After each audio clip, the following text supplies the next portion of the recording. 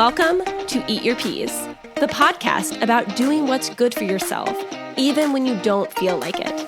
I'm Lily Rachels, and I'm serving up bite-sized growth principles to help you build an intentional life.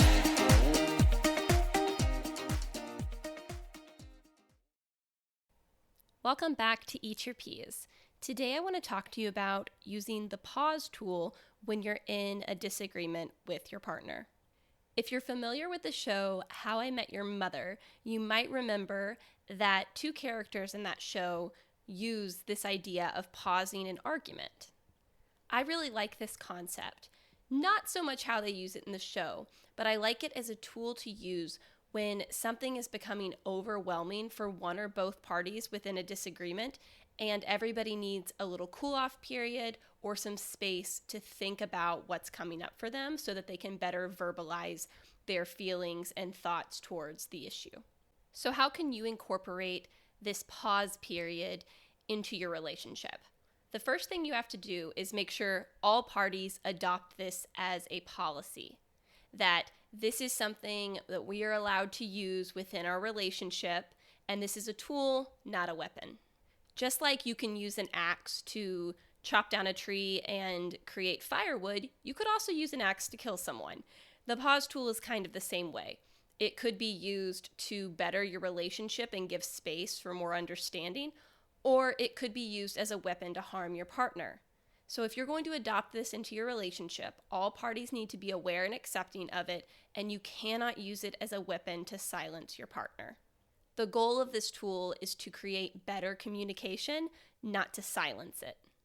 The next part of the policy is that you have to decide upon the period of time that you can pause in. Like, we cannot forget about this for more than 12 hours or 24 hours. Whatever the two of you agree on is fine as long as it is agreed on and upheld. At the end of the time period or at some point within that time period, you have to unpause. You have to go back to the discussion and remedy the situation. Again, this is not to push your problems under the rug. It's just to allow some space and time to de-escalate. So let's get into why this could be helpful for you. Well, number one, it's going to allow space to cool off.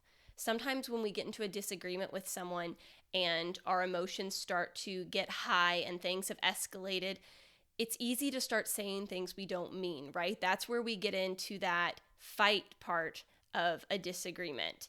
And we're not having a conversation where we're seeking understanding, we're trying to win. So by pausing, it allows us to take a second to breathe and to come to terms with our own emotions so that we can better explain ourselves to our partner. Number two, people are either internal or external processors. As an external processor, I can talk things out for hours and feel just fine. In fact, I need to talk in order to make things make sense in my mind. A lot of people are internal processors. They need to think about things before they can talk about them. So using the pause button or the pause rule helps an internal processor because they're able to take that space to go away and think about what they need to say and to put everything in order. It's not better or worse to be an internal or external processor. It's merely different. So if you are in a relationship with someone that needs that space and time to internally process a situation, give it to them. Don't be a jerk. Don't make them keep talking to you. And on the other hand, if you are that internal processor, you need to verbalize that need to your partner after you think about it, of course. But you need to verbalize that so there's better understanding. And external processors, remember this. If you're in a relationship with someone that processes things internally, they're not trying to silence you and just get out of the conversation to hurt you. They actually need the time and space to think alone.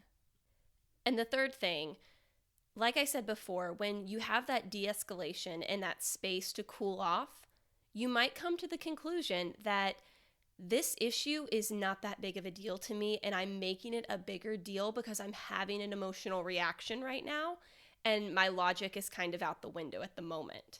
One last note about using the pause button.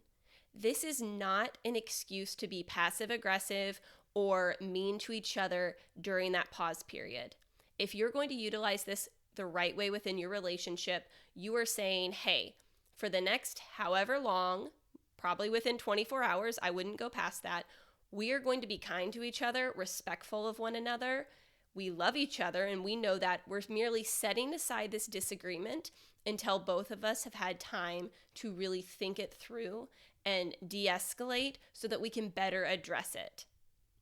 The last thing you want to do is to go to bed angry and mad at each other because you didn't get your way and they don't agree with you. No, if you're going to use this, you have to have enough self-awareness to look at your own feelings and be able to set those aside and say, for the greater good of our relationship, we're going to come back to this at a more appropriate time.